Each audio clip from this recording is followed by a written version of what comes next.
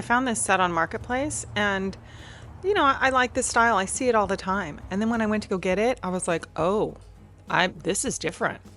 These are solid wood. So I stacked it up and I stored it in my garage for about 6 months, and it's finally time for me to figure out what to do with this beautiful dresser set. But it's heavy. It's so heavy. And I'm panicking. I'm like, oh goodness. Well, thankfully I was able to finally get this unstacked and no damage was done, but they were heavy. I had bruises. Yeah, it was not pretty. But these are pretty. And now you'd never know I was just struggling. But let's take a look at this awesome set. So great, simple style. There's so much that can be done. They are worn, you know, they've been around a bit. This family had these for quite some time. So they've got some scratches and dings and some water damage on the nightstand. I find that quite a bit. Nothing we can't clean up. They need a lot of cleaning.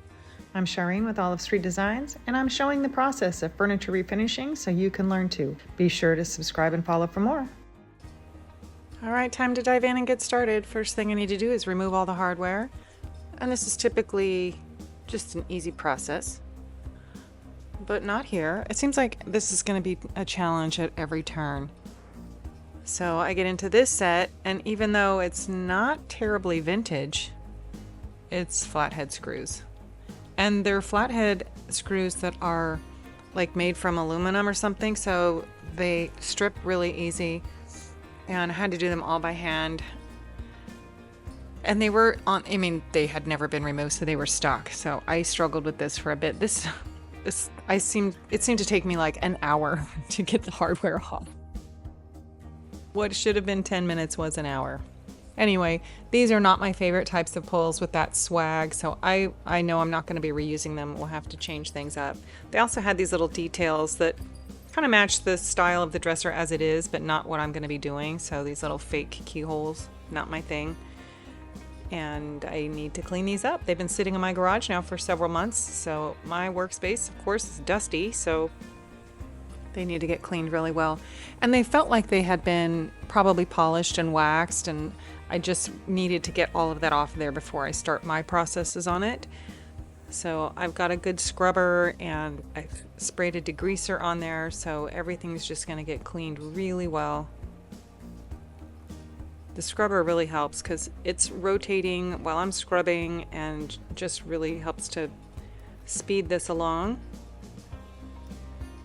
And then I've got a damp microfiber towel that I'm just wiping all of that off of there and getting the dust off. Get this ready to go. And while I'm at it, I might as well clean the inside. As with most people, you don't take the drawers out. Most people don't dust underneath the drawers, so they're filthy. You got to get that cleaned up. Okay, now that things are clean, I've got to figure out my hardware. I know I'm changing it. Am I doing pulls or knobs? Am I reusing holes? So I'm going to screw them into the holes to see, can I reuse these holes? Wouldn't that be fantastic? But I think that the spread on these is just too far. That looks kind of odd. Well, maybe the other holes are better. No. So, of course, the holes that I need are right in between those two, which means now I'm going to have to fill all of those in and change them. We'll get to that later, but right now I'm going to start on this process. And I think what I've decided to do is strip this base down to bare wood and stain it. It's just an interesting look. This seems to be very popular right now. I've done a few in this particular scheme with part stained, part painted. It's usually received pretty well, and since these are solid wood, I was super excited about making this happen.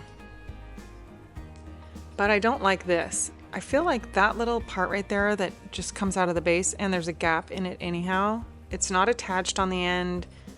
To me, that just is sort of a dated look, and so I don't want to completely take this base off because I think it is interesting, but I just need to change it a little bit. So I put some tape on there, so I used them as guidelines, and got my jigsaw out and decided to cut that off a bit. And my blade's getting dull, and you can see it's smoking. Do you see that? I know my hair's in the way, but that is smoking. I burned it. the wood actually had a little, it was dark. Time for a new blade. So these are fine blades. You know, they cut really well for what we need to have on the furniture, but you do need to replace them once in a while, so it was time for a new one. Get everything sanded smooth after that cut.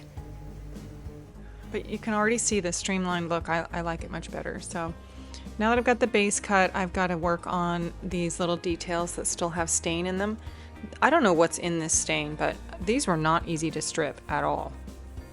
I mean, the magic of editing is happening here, but even just sanding the face of that down took a lot of time. But these contour sanding blocks are really helping me get down into that groove so I can get the stain out of that. I'll have to also do the joint where that base meets the base of the nightstand.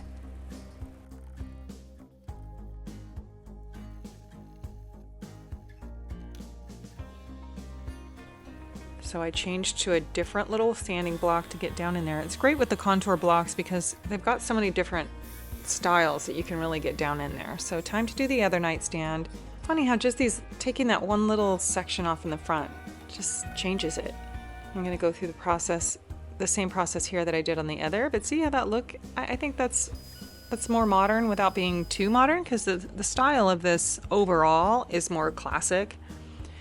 This time around, I'm going to use this Carbide scraper. This is a detail Carbide scraper, and I'm thinking it might help speed this process up a little bit with those little crevices. So it's got different heads that can go on there.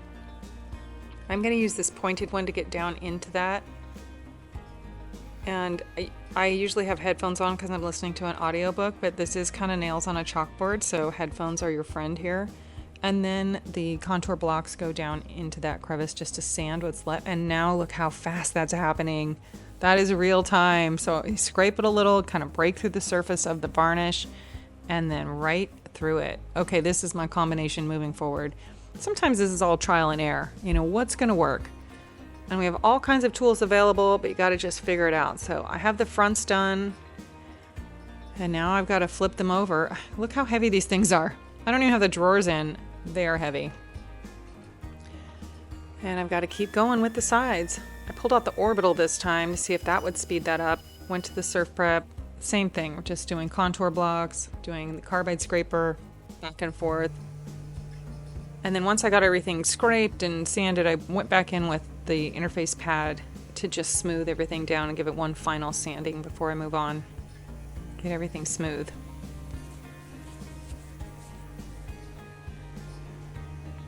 The surf prep is great in that application, but the nightstands are done. That only took me like half the day. It's a long process. Yeah, this is fighting me the whole time. So now I've got to deal with the very, very heavy dresser. Taking the drawers out. And I like to flip these over to sit on top of my dolly so I can still move it around. Now I've got a new blade on here, and I'm gonna zip through getting these cut. They were no problem, but look at that, just that one little piece. I don't know why that one little thing was bugging me, but it was worth it to me to take that off of there. Back to the sanding. I mean, the nightstands were something, but this dresser, this took a long time. I could have used stripper, yes, I know I'll get that comment, but it's messy, and there was nothing flat on this. So when it's not flat, but I got it, I mean, it's done. When I don't have anything flat and it's hard to scrape the stripper off, I prefer to just sand it. All right. That is stripped. Yes. Time to get the drawers back in. So we are just playing Tetris with the drawers because, like, where do they want to go? They were in a different order when I brought them home. I don't know where they used to live, but I've got a few of them that don't fit very well. So I play around with them, like, maybe you want to be over here. No, you want to be over here. So I have them all where they want to go. But this one, as it moves in and out, it hits the side. And that eventually over time will just pop the paint right off. It'll just scrape paint, and then pretty soon there'll be a void there. So even though all the drawers seem to be in their place, I'm still going to do some adjusting. I probably had to do this to, I don't know, maybe 3 of the drawers. And now you'll see that gap is very even. It doesn't hit the side anymore. Makes a big difference. This one's got an area too, but I just did adjusting there. So I think about longevity because it might look great, but people are going to be taking these drawers in and out, and I want them to look, look good for a long time. So now that I know where they go, when I took those back out, I was numbering them underneath. It's time to address all these hardware holes now. And this is I'm gonna use Bondo on these. There's so many. I was wanting to maybe try some wood filler and things, but I just decided to go with Bondo because I've got to mix a ton of it. So I added my hardener to it, mix it up really well, and I'm doing this in batches. So I mixed the first batch, and then you can see with a scraper there, I'm pushing it into the hole and then scraping it off, pushing it in. I wanted to fill the hole. I wanted to fill the entire hole, not just the very top surface of it. So I do push it in. And then I had to mix, I probably went through 3 batches of Bondo and just all the bumps. There was these manufactured little wormhole things too that I filled in a lot of those.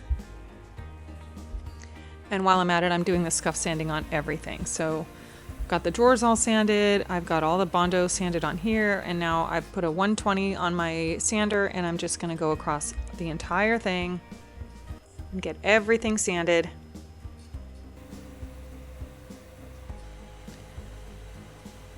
And these drawers that hide up here, a lot of people don't even know those are drawers. There's nothing flat on them, so I do have a pad on my sander because they've got a contour around all of these areas. Otherwise, I would probably just grab a sanding sponge and do this by hand. And now they're sanded. The magic of editing, because that took quite some time. I'm also going to address the sides of the drawers here because the manufacturer sprayed the stain and it just made a mess on the dovetails and the side of the drawers, and I don't like that look. And now that I'm going to be going with a completely different look, we're not going to be dealing with stain there. It would look odd to have the side of the drawer covered in messy stain when that's not what the overall finish is. So I sanded that all down much better. And the bottom of the drawer where the stain just dripped, I don't like that either. So I'm sanding all of that off clean. Yay. Time to get everything cleaned up. Again, microfiber towel. And now that I've got everything already cleaned, I'm just dusting. So microfiber, a damp towel.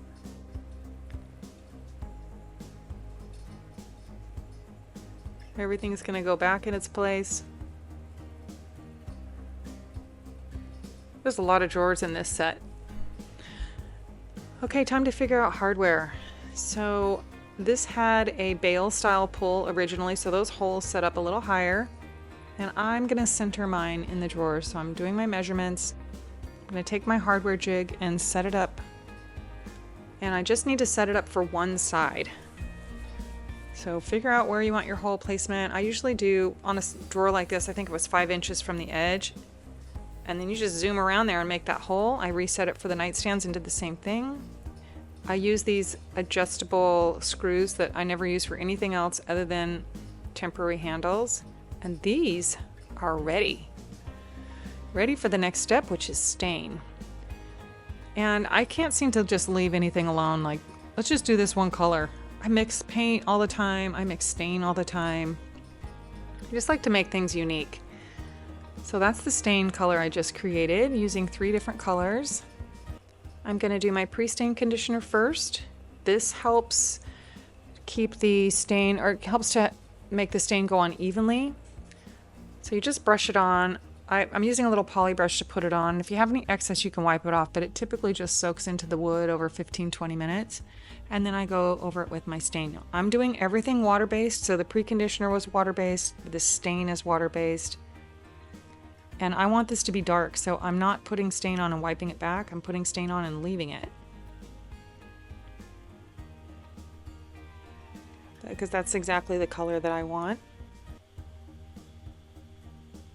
All right, we are stained and drying. So once that's all dry, now I'm going in with Topcoat. And I did 3 layers of Topcoat here. These get bumped with the vacuum cleaner, with your shoes and things, so I want the bottoms to be super durable. So I let each coat dry and I do sand it. I have a sanding sponge that's probably a 400 grit that I just did a light sanding on in between, and multiple coats of top coat. And then I let that dry overnight because we're going to be taping it, and the last thing you want is to pull any of your stain and top coat off with tape. So the next morning, get everything taped. I'm using saran wrap, essentially. This is just the Costco version, to cover my newly stained base so I don't get any paint on it. You can use paper. I just don't like to use 5,000 rolls of tape, so I just go in with saran wrap. It makes it pretty easy. I just do the tape around the top and add the saran wrap to it, tape it to secure it. Time to set up the spray tent. My giant spray tent, because I want to spray this whole set at one time. There we go, we are all ready. This is transformation station, I call this. In we go. I'm just putting another cloth down in the front for overspray. And these are about to transform. I stir up my primer and scoop it into my sprayer. I add a little water. Stix Primer is thick.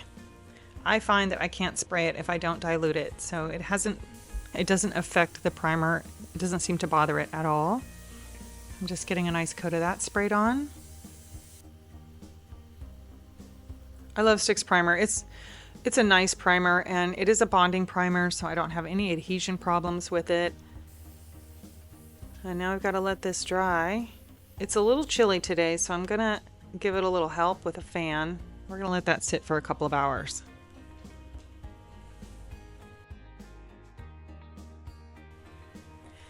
And now you can really see all of the bleed through.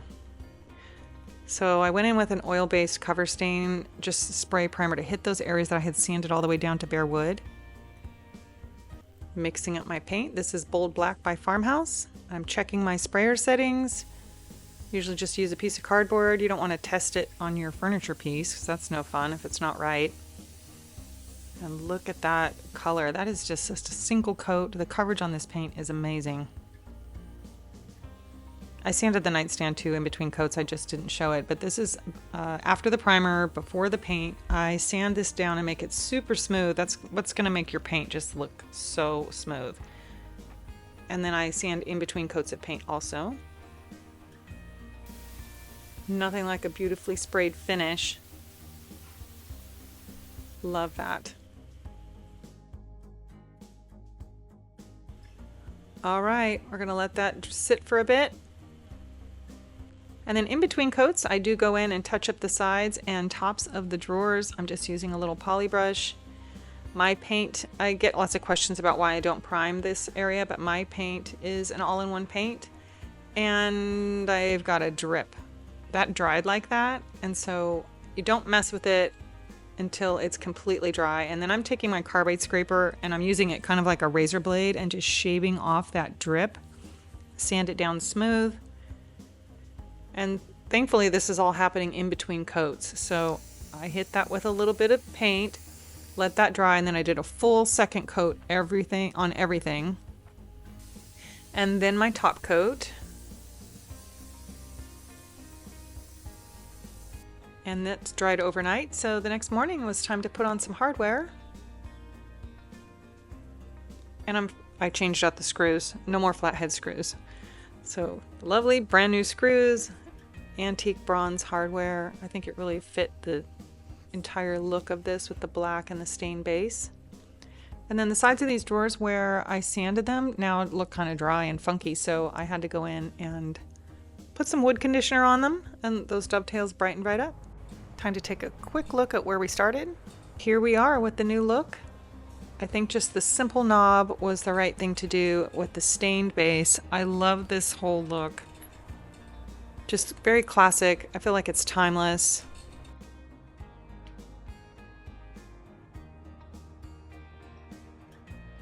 Those dovetails are super pretty now. And if you like these types of transformations, be sure to hit that follow button.